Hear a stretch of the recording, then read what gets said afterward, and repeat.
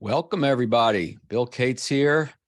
Dave's with me as well. We're about to get started. We've hit record, so that's good. We're going to help you get more referrals without asking. Hopefully, you're all getting some referrals without asking. That's a sign of good relationships. So I'm going to talk about your referability, and welcome, Dave Resseguie. Why don't you just say hello to everybody, Dave? Hey, everybody. Fired up to invest some time with Bill and with all of you. Great. Got a couple of preliminary things here, everyone. I'm moving some stuff on the screen around. Forgive me. Yes, we are recording this. And so since you've signed up, you're registered, later today, I'll process the recording. We'll get it and I'll send an email out to everybody. So you'll get that. Feel free to share that with your colleagues as well. If you want to see the slides, best way to do that is just look at the recording. So as we get the recording to you, you'll see all the slides in there, et cetera, et cetera. In terms of questions, I'm going to go for roughly 20 minutes, a little less, maybe if we're lucky. And I'll take a few questions near the end of my time, and then we'll transition to Dave, and Dave will do his thing, and then he'll take some questions, and certainly I'll be back for questions as well. Make sure you use the Q&A function and not the chat function, because the chat often goes so fast that we miss it. Dave will try to watch it while I'm talking and vice versa. So if anything comes through the chat that should be addressed, we'll try to address that as best we can. But for the questions in terms of the content and such, best to use the Q&A section, and we'll be looking at that from time to time as well. All right, I think we covered that part. There's Dave's email address and my email address. If you have questions later, or your question doesn't get addressed for whatever reason, Dave and I are here to certainly help any way we can. So the agenda is pretty simple. Unsolicited referrals, you got to be referable. So I'm going to cover that today, about being as referable as you possibly can throughout the lifetime journey with your clients. Dave's going to get into this area of, I'll call it, being proactive without really asking, because this is unsolicited. This is referrals without asking. But he's got a great technique, a method of how to teach folks how referrals are handled, and that plants a very nice seed. And it's a great kind of 1-2 punch here, if you will. And then, like I said, we'll take some questions. So I'm going to get into my material here. And this is my essential system, if you will. Which is we got to start with our mindset, right? We have to start with that. It's our thinking that's going to make it possible to do all the things we talk about. But then after that, we create client engagement, and I'll get into depth on that in a minute. That's what makes us referable. And then once we're referable, we want to think in terms of leverage. How do we leverage the relationship, this great value we've put into it, to start promoting and even asking for introductions in the right way these days? And then we got to get connected, right? We know that referrals are kind of worthless unless you turn them into an introduction, a connection. The good news is, if you follow this, if you follow the engagement, the leverage, and the connection, you really can create a continual flow of good quality prospects, clients coming into your business. It's not rocket science. It's actually fairly easy to do with the right mindset and technique. So my section, as I said, is going to be about being super referable. How do you know you're referable? You're getting referrals without asking. You, myself, Dave, we should all be getting unsolicited referrals. That's a barometer of the value that we bring to people. Julie Littlechild, who I just interviewed for my podcast, which will go live in a few weeks, her company is called Absolute Engagement. So she's got everything around client engagement you can imagine.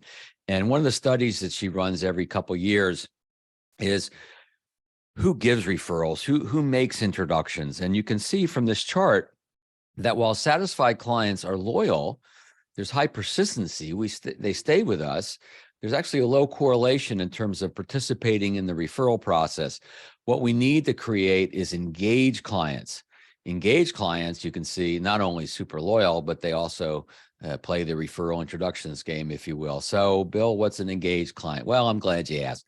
So there's really two elements to an engaged client. You're already doing these things, I'm sure, and I want to shine a little more light and give you a few more thoughts on how to do it even better. So first of all, you're making a value connection. They feel good about your value, and you're making a personal connection. So I emphasize the word connection because we're always giving value, right? The key is that people feel very connected with the value. And so think of it this way.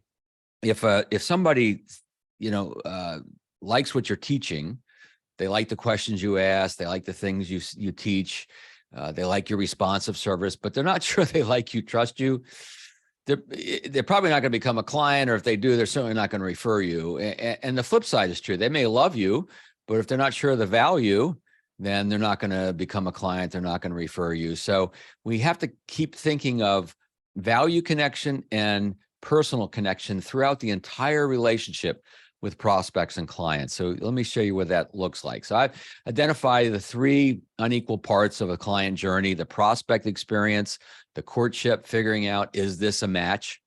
That's generally a fairly short time frame, not always, as we know. Then there's the new client experience. Call it the first 60 to 90 days of the brand new relationship. This is an area where a lot of folks are missing the opportunity for unsolicited referrals, as well as asking for people that are very satisfied. And then, and then the ongoing experience, which of course usually the longest part. There's all kinds of messages flashing across the screen. Forgive me, people in different countries converting it into their language and things like that, which is always kind of cool. So let's talk about a little bit about the prospect experience. I say this is a prospect experience because this is a technique that's you want to do very quickly, very early on in a new relationship. And so it's something you've probably heard about in the past. I've certainly been teaching it for 30 years. I call it a client-focused why. And it's a story about you. However, at the end, you got to make sure that you turn it into what's in it for the prospect or the client. Right? There's a reason why you're telling this story and how it benefits the prospect and client. So it could be why you got in this business, something that happened to you, your family, a friend before you got into business. I'll give you a couple examples in a minute. It could be why you're still in the business and been at this for a long time, why you believe in the value more now than ever before, why you're with your current firm, if you moved firms, why you moved and what that did for you. It could be something that you've observed with your clients. A lot of folks, when they come in this industry, intellectually get the value, but eventually, get it in their gut and their heart and experience and understand the value. So let me give you a couple of examples. Carol, out in California, I was doing a webinar for NAFA California, and I talked about this, and she sent me an email not too long after that. And she says, Bill, I've been using my client focus why as you taught us, and I've been getting unsolicited referrals from prospects. And so I got her on the phone. We talked about it. And so what happened is she and her husband got some bad financial advice. They lost some money. They were young. They recouped. She was thinking of a career change. She decides to get into financial services. And so now she uses this why. She talks about that. So let me give you an idea of what it sounds like when she's with a prospect. She'll say, that's a little bit about what we do and how we do it, and a lot more to say there. And I've got a lot of questions for you, of course, but I want to shift gears just for a second. This is what I like. I want to shift gears just for a second and give you a sense of why I do this, what drives me every day. And she talks a little bit about this experience. And she says, my mission is to make sure what happened to me or anything remotely like it never happens to anybody that I know. And this is what has allowed her to start converting more prospects to clients, as well as becoming more referable and getting these unsolicited referrals, because it humanizes her. And look, if you're going to try to earn the right to influence someone's current and future financial life, not only do they need to know what you do and how you do it, but they want to have a sense of who you are. And certainly when you refer to them, they get some sense from the referral source, but this client-focused why is a very powerful thing to do. Now, let me tell you about Tim. Tim's been at this a long time. Carol was fairly new in the business when she sent that to me. So Tim eventually went independent, and I'm not advocating independent, not independent, but he did. And he did it so he could offer a little more variety to his clients. And so he was with a couple of sisters, and he says, let me tell you why I've moved, why I've changed the structure of my business a little bit so that he can really do exactly whatever is in his client's best interest. And one sister said, that's what we've been waiting to hear. The other said, yeah, that's perfect.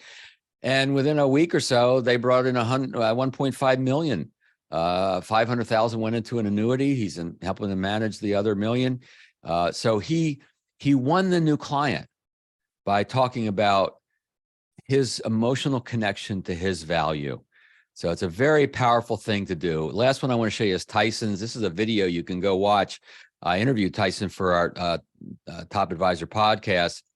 He's got what he calls Tyson's story. And if you go to tysonstory.com, you can see this video. Talks about how his grandfather lost the farm. He died early. He didn't have estate planning and financial planning in place. And then his father actually became a financial advisor. And so and his father died young as well. Tyson's a little nervous, right? As he gets to the age of his father, but he's seen it from both sides. He's seen it when someone doesn't have proper planning and how all the farm equipment had to get sold. And he's also seen it from when there is proper planning in place. And he tells a story and he has it in a video. And this is really what makes a huge difference for him in terms of acquiring new clients and earning their trust. I forgot I have a landmark. I just interviewed Todd Gillingham about this as well. Every advisor in the firm has their own why, and it's scrolling across their about page on their website. And so it's a very, very powerful strategy to do this. So make sure you, at the end, it always goes, and so what that means to you, right? That experience I've had myself, clients, other people, what that means to you is this, and then that becomes the benefit to the client. Very powerful. You want to go a little deeper on this? I have a guide. It's free. Just go to referralcoach.com/resources. There's a lot there, a lot of free stuff there, some scripts and checklists, but you'll see the emphasis on the why is also there. All right. So I mentioned in passing my Top Advisor podcast. I do want to let you know that it's also free. But I think you can find it very valuable. If you just go to topadvisorpodcast.com, we've got over 40 interviews up there now of all kinds of very successful advisors. People are very new. People have been successful for years and everything in between. So I think you'll find it very, very helpful. We also have some free guides for you. If you just go to fearlessreferrals.com, right? Fearlessreferrals.com, you can go get these guides as well. So lots of free stuff for you here. Not really trying to sell you anything except for the value of doing this, using these ideas. All right, so that's the prospect experience. Let's talk about the new client or the onboarding process. Ken says Tyson is awesome and his story is amazing. Thank you for that, Ken. So onboarding, right? How do you onboard your clients? And when I talk about onboarding, I'm talking about what the clients experience, because I was coaching a couple guys and I asked them about their onboarding experience, and they talk about, well, we're putting them in our CRM, we're doing this. It's all the behind the scenes onboarding, which of course is important. But I was talking about what is the client experience, right? So remember, we're trying to build value connection and personal connection all along the way here, right? So lots of different things you can do here. I'd say one of the biggest, simplest, easiest, and very helpful things to do is just review their statement a month in. Right. So they make sure, especially if investments are involved, they make sure they understand the statement and all kinds of other things, invitations to educational events, all kinds of touches within that first 90 days or so. And then the enhancing the business friendship, the personal connection, a lot of things you could do here as well. And I interviewed one guy, Randy Carver, from my podcast. He does a client appreciation event every month of the year. In COVID, he did them, virtually. Now he's back to doing them live.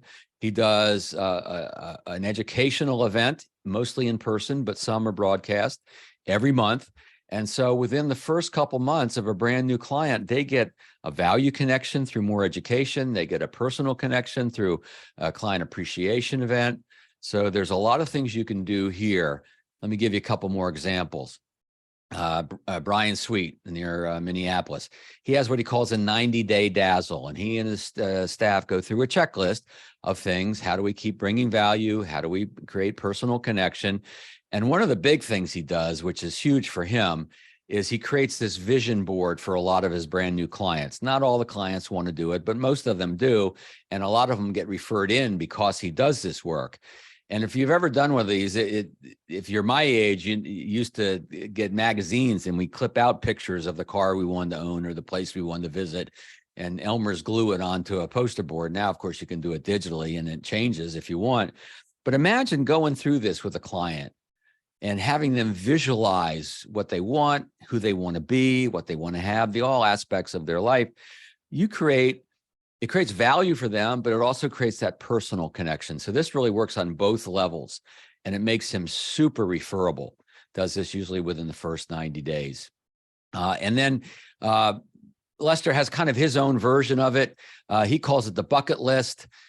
He was doing an event where he wanted to be the bartender on his bucket list. That was one of his items.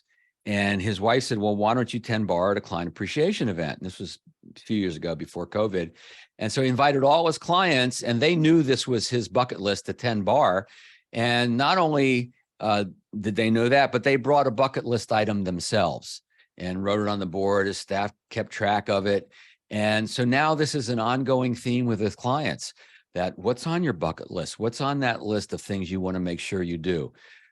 And sometimes he just helps connect them to other resources. Sometimes he makes sure money's set aside. Sometimes he's just encouraging them, whatever it is. But this is an underlying theme of the relationship, which I think you could see adds value and personal connection at the same time. This is the kind of stuff that you can do that creates an incredible amount of referability. People see the value, people like you, they want to help others, they want to help you. All of those start to come together when you attend to these things. Reminder for those of you just joined us, we are recording. You will get the recording and the slides through the recording. We'll process the recording after we're done here, and I'll send it out to everybody who's logged in. Feel free to share it with other folks in your office. All right, so we talked about the new client experience, the prospect experience. We talked about the onboarding new client. And let's talk about the ongoing relationship. Two things here I want to talk to you about. Then we'll open it up for some questions, and then Dave will do his thing. So, you've heard of the expression client service plan, client service model. I renamed it client engagement plan because we know it's not just about service, it's about engaging relationships, right? And so two things you can do here. First of all, make sure you have a plan. It amazes me how many folks kind of wing it when it comes to client engagement. And I can tell you, I've worked with a lot of advisors myself over the years, and just as a client, and I can tell you, we can tell, your clients can tell if you're winging it for how you're staying in touch with them or if you're following a plan. So I recommend you create kind of a bit of a matrix, if you will, using the movie Matrix theme there. Now, this is one that somebody developed. I'm not going to suggest you use one as complicated as this. This is pretty robust, pretty complicated. If you're newer in this business, it's not going to be all these things. You don't have the capacity to do all these things. You don't want to bite off more than you can chew, but you do want to have a plan, a model. You start to segment your clients. Who needs the kind of level of, 4 meetings a year or 2 meetings a year or 1 meeting a year, right? Get a feel for that. And that'll change. That'll evolve a little bit throughout your career, but you have a plan. A lot of advisors and agents will actually share the plan with their clients and say, here's how we're going to stay in touch. I recommend that. We found that when you talk to prospects and clients early on in a new relationship, and you teach them, here's how we're going to stay in touch. This is what it's going to look like, types of meetings we'll have, the other types of newsletter and other correspondence and events. They start to feel that connection even before they've truly experienced it, before you've actually delivered on it. They start to feel it. And this is one way to set you apart from a lot of other folks out there. This could be a great point of differentiation, your client engagement model. The other thing I want to talk about, it's probably the most important thing I've been teaching for 30 years. So please listen carefully and take notes on this one. You know about the difference between working in your business and working on your business. Most of the time you're working in your business. Right now with me and Dave, you're working on your business. But I think the same applies for working in our relationships and working on our relationships. Most of the time you're working in them. You're doing the work that you do. And every now and then you want to take that little time out to work on the relationship, just like we might do in a marriage or other significant relationship. Tyson, in fact, talks about meeting with his clients once a quarter And he calls it working on the relationship, working on the communication. So in my world, I call it the value discussion. If you've been following me for any length of time, you know I've been teaching this forever. This will create unsolicited introductions. It'll ferret out any discontent or mismatch of expectations if there are any. Most of the time there aren't, but if there is something there, you certainly want to know about it. And this will get referrals without asking. And so let me give you some of the verbiage here, and then you can study this at your leisure when you get the recording, because it's going to vary depending on the circumstance, right? So if it's a brand new relationship, first couple meetings, get acquainted meeting, discovery meeting, you know, we've covered a lot of things here today. What stands out as the one or two most important, or how would you prioritize the things we've talked about? Notice this is an open-ended question. This is not the old affirmative setup. Have you found value in today's meeting? Yeah. Great. Who do you know? No, that's old style. I don't subscribe to that. I call it a discussion on purpose because it's a back and forth. It's open-ended. They get more in touch with the value because they now articulate it to you. You get more in touch with it and you see it and you're realizing, wow, this person really is seeing some value even early on in a new relationship. And you're going to feel much better about the possibility of promoting or asking for introductions at that meeting or another meeting. Decision to work with you, go into underwriting or move investments or do a financial plan, whatever that might look like, right? You made a big decision here. And I want to congratulate you. And, you know, we've talked about what happens to people that wait to make this decision. I know you had a lot of things to consider. I'm curious, you know, what tipped the scales? Something like that. Use your own words, but, you know, why did they decide to move forward? First of all, this is going to solidify their reason to move forward, which is never a bad thing. And then they're getting in touch with the value. You're getting in touch with how they perceive the value. You become better at what you're doing. And you also realize you're becoming referable with this person. And I'm telling you, this stuff will generate referrals without asking. Just when people talk it out, they start to think of others. Just try it. I guarantee you'll see that happen. A review meeting, right? Let's put the market aside. Let's put the economy aside. All right, let's put the crazy politics aside, whatever you want to put in there. And let's talk about what we can control, which is essentially our level of communication, our overall working relationship. Now, once you're about 6 months in or so, I think it's important to say, is there anything not working that we should be aware about, or any place where we've fallen short around expectations? Takes a little courage to do this first couple of times because you're, you know, hoping everything's okay. And what if everything isn't okay? Well, you know, you need to know if something's not okay, right? We know, you know, that a relationship that's had a problem that's been handled well, it's usually a stronger relationship than one that's never had a problem, right? So this is a question you want to make sure that you ferret out anything that's lingering. Again, most of the time, they're just going to go to the positive. You just watch them. They'll go, oh, no, we love meeting with you. Always feel better after we meet, yada, yada. This value discussion, you can do it about the meeting. You can do it about the decision to move forward with you. You can do about the process of going into underwriting and buying insurance or investments or doing a plan, or the overall relationship. Really, any place is fair game. And I guarantee this is the starting point of a request for introductions.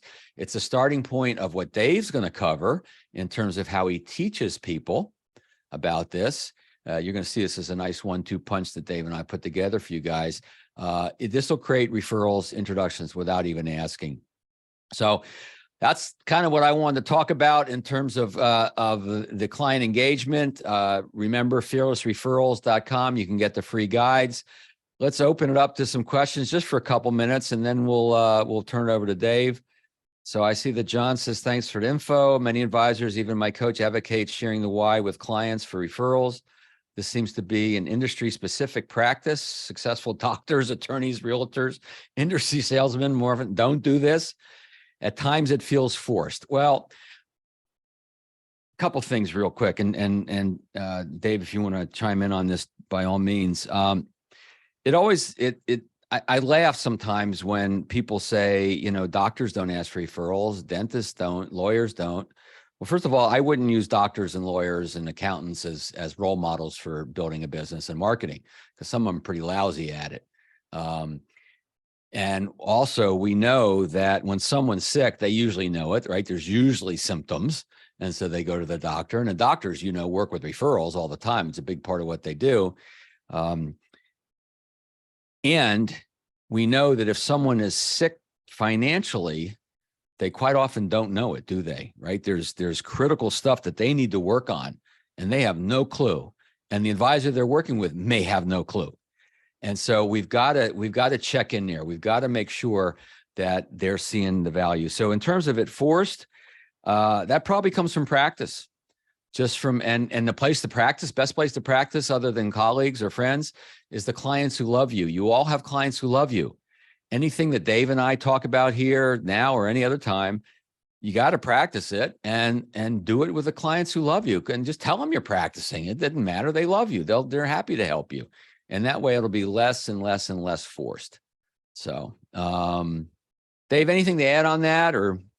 No, I thought your response was phenomenal. I also think, my number one belief as it relates to prospecting is that just prospecting is never about us. It's always about the other person. So, when I make the decision and I set my intention that I'm going to ask for introductions, I want to share the heart behind it. I share with people, I made a decision that I only ever want to reach out to people who I've been introduced to on a favorable basis through other people who value the work that we do. And the way that we go about doing that is asking, friends like you, who you know and you love and respect, that you'd be comfortable making the introduction to. So doing my best to make it about the referral and not about me would be my thought. Yep, absolutely. Somebody asked about to go back to the why slide, so it's taking me forever to get there. And Ken says, so I'm recording it on cassette. That's funny, Ken. I like it. Harry asked, I'm new advisor, a small bank. How do I increase my outreach to have more conversations so I can use everything? Wow, that's a big question, actually, Harry. Probably just a short answer to this is, number one, you want to do this with all your clients, all your banking clients, or at least the ones that seem to be able to introduce you to the other type of level of folks you want. I know working in a bank environment, sometimes you get forced to take on folks that aren't necessarily in your wheelhouse, but it's just part of working with the bank, and that's fine. Networking, going out and about in the community is so important to increase this activity. Alvaro asked, can you talk more about working in and on the client relationships?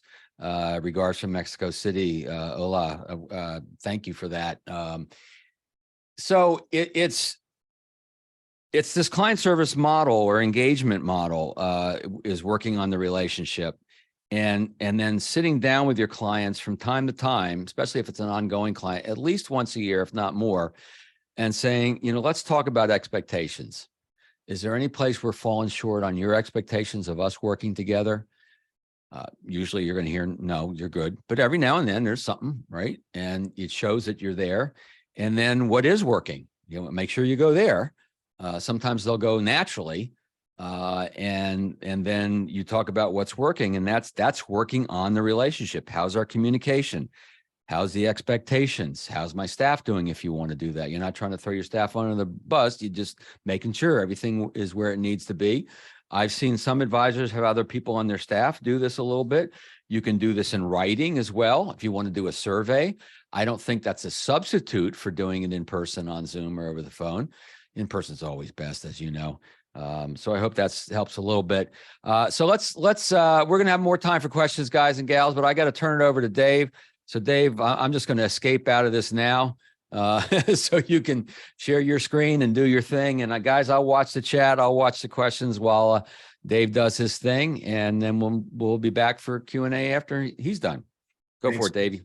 Thanks, Bill. Appreciate it. As I was thinking about everything that you shared, I got this picture of a knife and a sharpening block. I'm so grateful. I mean, there's 240 some people on the call right now working on their practices. And when I think about your impact in my life from a mentor perspective, and now an acquaintance and a friend perspective, we all are sharp knives and we do great things in our own practices and in our businesses. But you've consistently in my life, from a referral gathering and a prospecting perspective, have been the sharpening block, right? There's things that you do differently from me that every time I listen to you, I walk away with one thing. And I love what you said about referrals are worthless unless you turn them into an introduction. That fits perfectly with what I'm going to talk about in the second part of today. So for those of you that are on the call, if you would like to connect with me on LinkedIn, certainly feel free to do so. You can scan that QR code and I'll pop that up again. This is my family, just so you have a sense of who I am and what I care most about, because it's those 4 people that you see right there. So here's what I would love to do in my portion with everybody. I want to talk about the first 4 impressions that prospective clients have of us before we ever sit down with them for the first time, right? I really believe that people get 4 first impressions of us before we engage in a conversation about whether or not it makes sense to do any type of planning or work together. So starting from left to right, eventually we will sit down with them, whether that be virtually or in person, and we will shake hands with one another. And at that point, they're going to get a strong impression of who we are. Do they like us? Do we look funny? Do we smell funny? Are we wearing nice cufflinks? Do we have awesome shoes on, right? And they're going to judge us positive or negative. Well, prior to ever shaking someone's hand, we're going to reach out to them with what I'll say is a phone call. Now, that might be a text message, that might be a LinkedIn message or a Facebook message, an email message, or it may be a traditional phone call, but they're going to get an impression of us when we reach out for the first time to ask them for an appointment because of the introduction of someone else. Even prior to those 2 first impressions, though, we're going to have to do everything that we can to influence the 2 impressions that you see on the right, which are what I'm going to really laser into today. The nominator's introduction and the social credibility that comes at the same time that the nominator introduces us, right? I saw our friend Gail Goodman join the call today. So Gail's a mutual friend of Bill and mine and of the entire industry. So I'm going to use Gail as an example. For purposes of today, let's say that Bill Cates introduces me and refers me to Gail Goodman because he believes that the 2 of us would find value in an introductory conversation. Many of you, probably most of you, are getting your nominator to tee you up, right? I'm going to say to Bill something to the effect of, hey, Bill, I'm sure that you can imagine Gail's going to be a lot more receptive to my phone call and to me when I reach out to her, mentioning that you and I are friends, when she hears ahead of time from you that you and I do, in fact, have a great relationship. And Bill, what I found is, the majority of people, they're not necessarily sure what to tell Gail or their friends about me and why they're making that introduction, because they're not even certain if Gail's necessarily in the market for any of the areas that I work in. So there's a note that a lot of our clients and our friends will use to introduce us to the people that they're connecting us to. Now, I'm going to stop there. There's more language that goes beyond that, but I'm going to make it simple for Bill, my center of influence, my client, my nominator, to introduce me to Gail. Now, today, I'm going to show you an example of an email, and the way that I'm going to do that is I'm going to send Bill an email that he can forward to Gail, and built into the email, there is going to be links so that when Gail receives it, she can see that I am a credible person, a credible resource in this industry.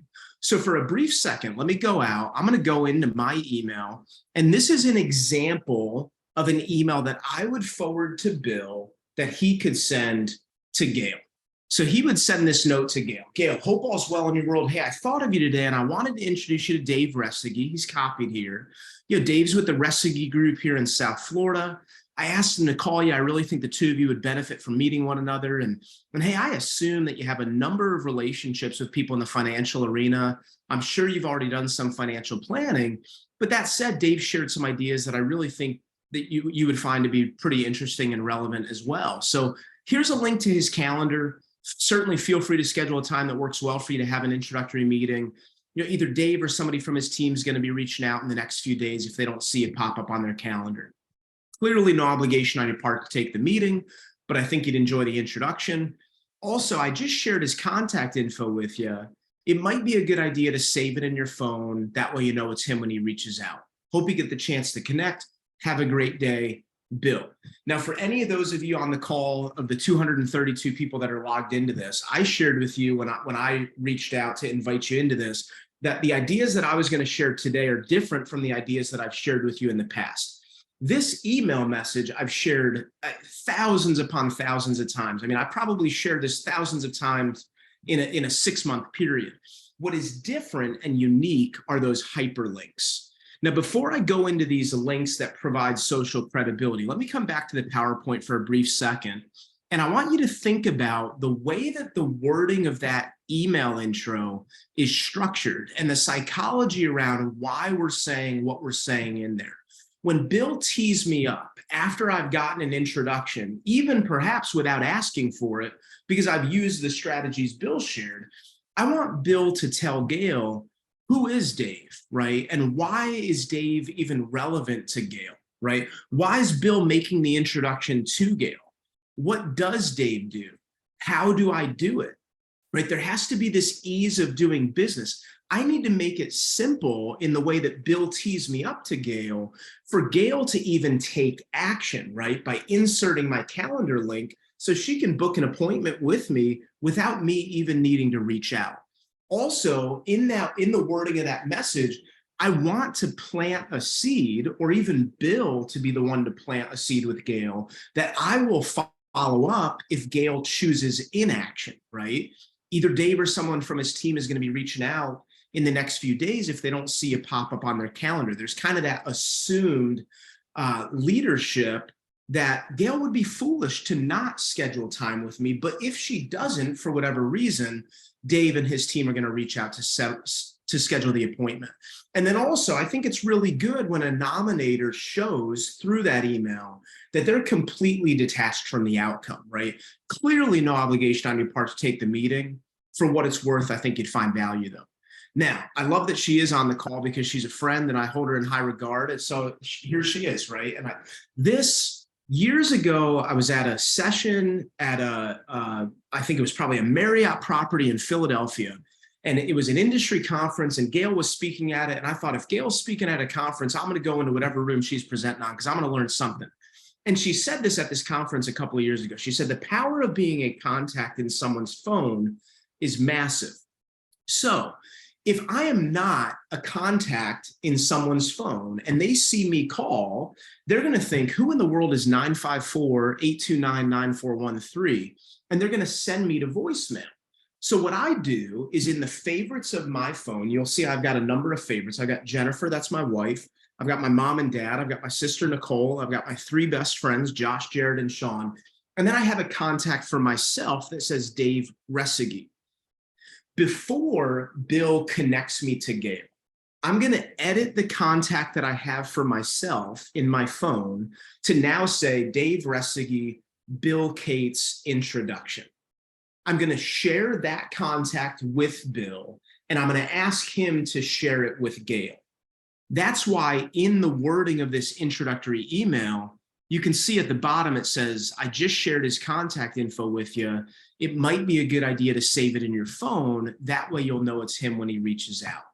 Now, if I do end up calling Gail to schedule an appointment, she's no longer just going to see my cell phone number pop up on the call. She's going to see Dave Resseguie, and then she's thinking, who in the world's Dave? And instead of sending me to voicemail, she stops. She thinks, who's Dave? Oh, that's Bill's friend. And then she answers the call. So social credibility, this is the nominator introduction, but in social credibility, I've got to think about if Gail gets an email from Bill, what is she going to want to know more about me? And what can I do to make it simple for her to have access to that information as fast as possible? So these are just examples. You can choose to do different approaches in how you do this. But for many financial professionals I work with, a lot of them would say, well, if they're going to look me up, I would love if they click my name and it takes them into my LinkedIn profile. So I want people to be able to look at my LinkedIn profile. That's going to do a couple of things for me. Number one, it's going to give Gail a really nice overview of me and my heart for why I do what I do and my background. It's also going to show me that she even took some time to look at my profile. So there's some inside info for me, right? You could have them go to your bio section on your website. You can have it take them to your website. It could be your LinkedIn profile. It could be another profile that you'd want, but give them ease of looking you up very quickly, right? Where it says Dave's with the Resseguie group here in South Florida. That's probably the right spot for it to take people to your website so they can really do a deeper dive if they would like to, right? Also in the email, it says, here's a link to his calendar. When many of you are using different calendars, scheduling tools, right? Some of you are using Calendly, like the one that you see here. How awesome if my processes can be so efficient that I never even need to email or to reach out to Gail with a phone call to schedule an appointment, because in the email that she got from Bill, she takes the initiative to block off time on my calendar. Y'all, I'm not monitoring my emails right now, but my hope is at some point while I've been on this call, listening intently to Bill, and then now presenting with each of you, I may have picked up 1 or 2 set appointments because my calendar link is out there with the right people who can book an appointment with me. So in that introduction, a couple of things that I just want to show you, and then we're going to open it up for complete Q&A. So let me go in to my email again. Now, I use Google for my operating platform. The Resseguie group was built on Squarespace, so Google pairs with our website. Many of you probably are using Microsoft Outlook. You might be using a different service provider. So the way that I'm going to show you how to do what I'm doing might be slightly different for you. If it's not the same as what I'm showing you, here's what I'd encourage you. Call up the most tech-savvy person you know and ask them how to do this process in whatever platform you use, right? So this is minute 43 of this recording. Take this minute and show them what I'm doing and ask them, how do I make that happen in my system? So I'm going to just compose a completely blank email. I'm all about efficiencies in processes, right? If there's an email that I'm going to send to Bill to tee me up to Gail, I don't want to type that out every single time I send that to a nominator. So I'm going to insert a signature. When I insert signatures, I have one just called Nominator Intro to a QS. When I click that templated email, it pre-populates, hey, Gail, hope all's well in your world. I thought of you today, and I wanted to introduce you to Dave Resseguie.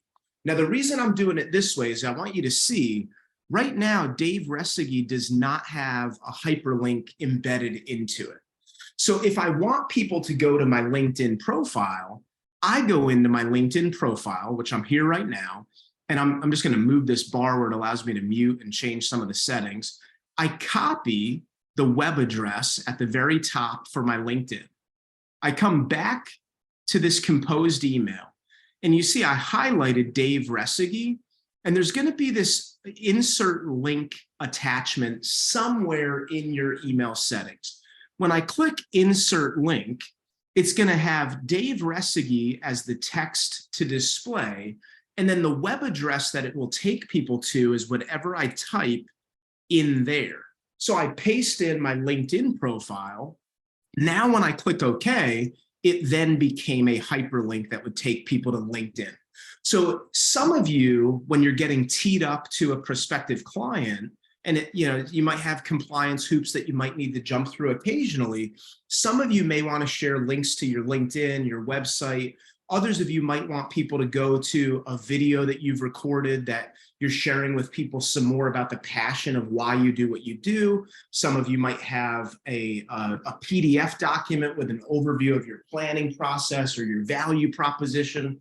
Whatever is most attractive about you and why someone should make the decision to work with you, that's what I would work to craft into that email intro so that when the nominator tees you up, the social credibility is paired with it. So I wanted to do my best to finish my prepared remarks right around quarter till. We're 14 till the top of the hour. I did see a couple of questions that came through the chat box, but I haven't looked at them just yet. So what we could do is I can take some questions specifically that might have been for me, and then probably a great time to open it up for the entire group of you to address any questions to either Bill or myself that you'd love for us to cover in the next 14 minutes, because we want to honor our integrity to finish on time.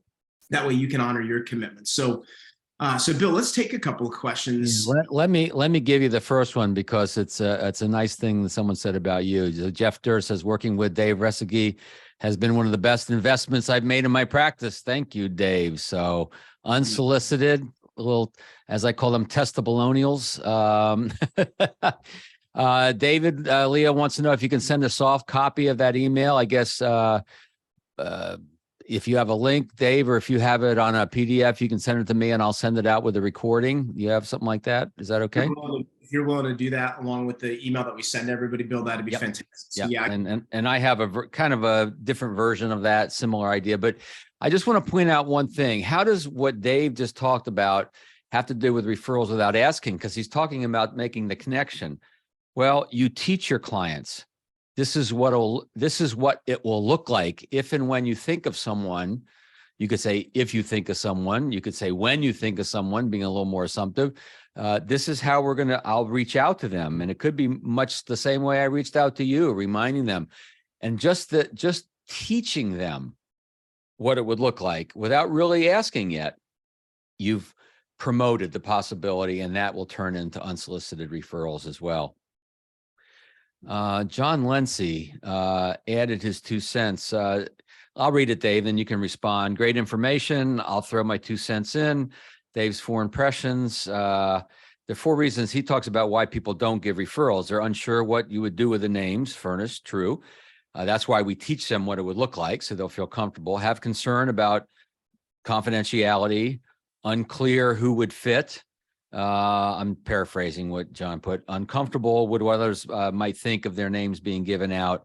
So yes, there are sometimes unspoken concerns that clients and prospects have around participating in the process. Dave, could you respond to that a little bit with your own perspective?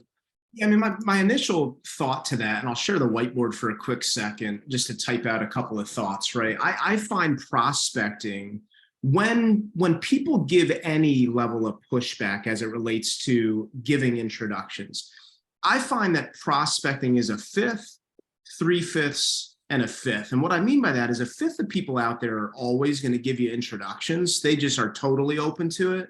There's another fifth of people out there that are absolutely never going to give you any introductions. They're just not comfortable with it at all. And then there's the 3 out of 5 people in the middle, like 60% of people, that they could go either way.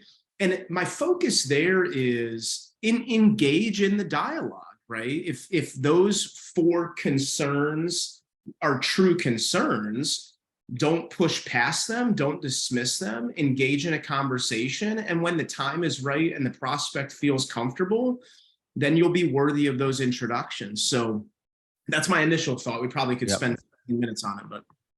Yeah, actually, I have a guide that I will also send about teaching people how you handle referrals / introductions. And so you can see the language that I teach that addresses kind of what John mentioned as well for everyone.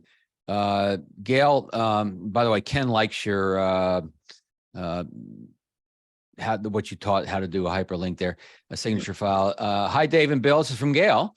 I'm here. Can you address the wonderful letter to the world of texting? I know a lot of people don't really pay attention to their emails. I have a solution for that, Gail, but we'll get to that in a minute. Can the whole thing be texted, or do you suggest something shorter? Yeah, so my initial response to that is in the notes of my phone, and I use an iPhone. So when I go into my notes, I've got a templated message called Nominator Intro to QS that is verbatim the same message. Now that's going to be really long in a text.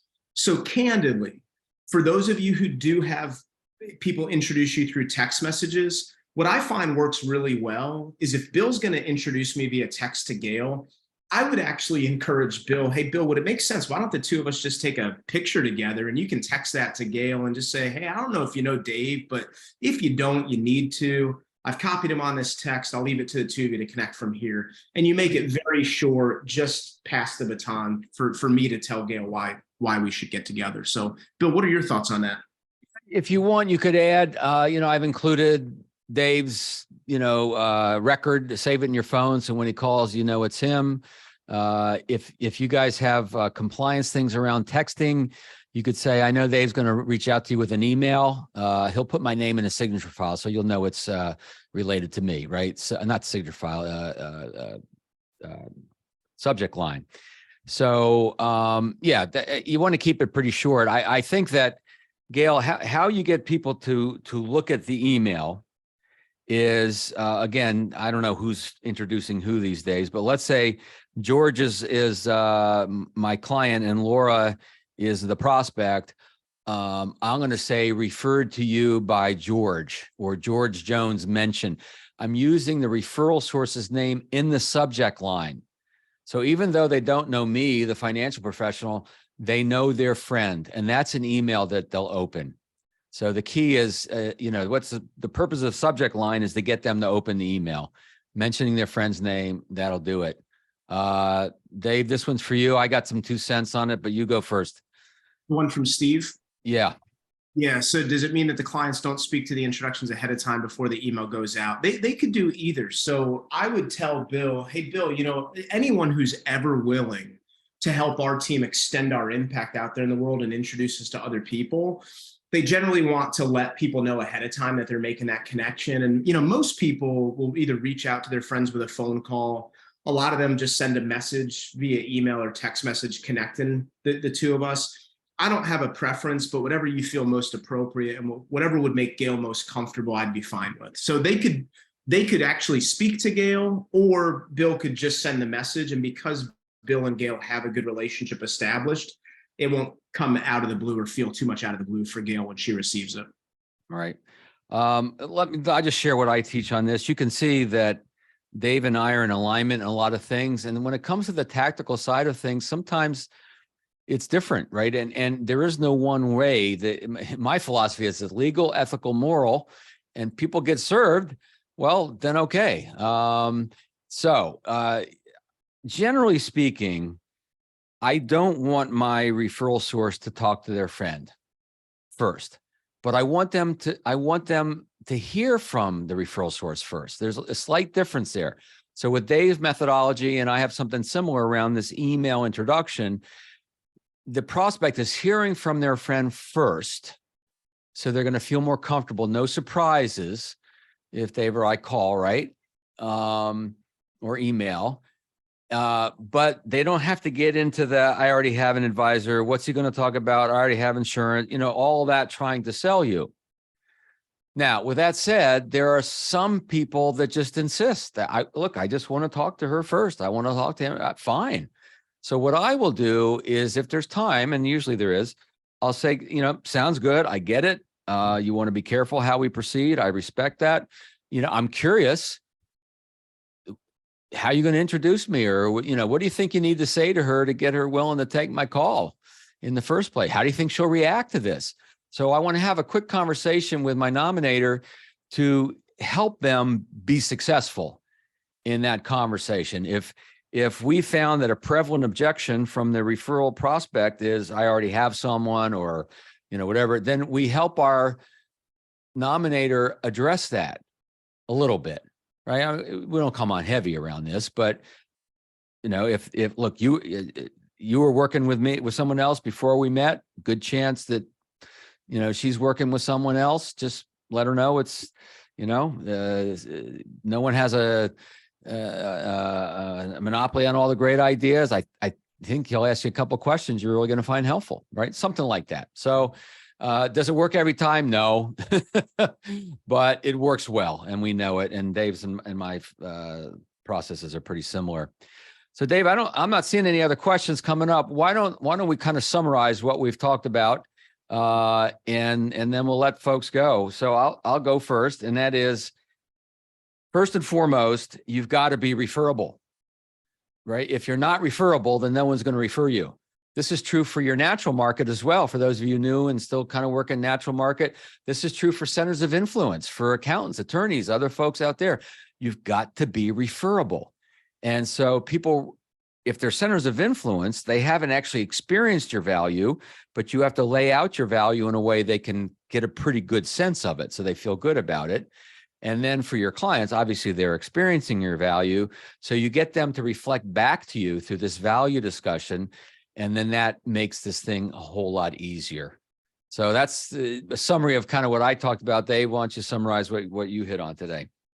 Yeah, first and foremost, I would say this all means nothing unless you do something with it. It's about the things that action is taken on. So implement something from the webinar within the next 6 hours. I mean, use something this afternoon. Make it simple for your nominator to introduce you, and make it simple for them to introduce you in a way where they're giving information to your qualified suspect, to your referral, so that the qualified suspect wants to take the appointment, would be my final summary. Yeah. Also, I would just say, if there's anything that I could do to help, again, feel free. You can connect with me on LinkedIn by scanning that QR code. If you want to email me or check out our website for some of our free resources, feel welcome to do that as well. And I'd be remiss if I didn't say a massive thanks to Jeff Durr for those kind words. I really appreciated that, brother. So. All right, guys, gals, thank you for joining us today. We'll get you the recording, some of the other things promised to add a little more value, and don't keep us a secret. Dave Resseguie, it's great joining with you on this. Thank you, brother. You as well, Bill. Appreciate you. Right. Bye, everybody.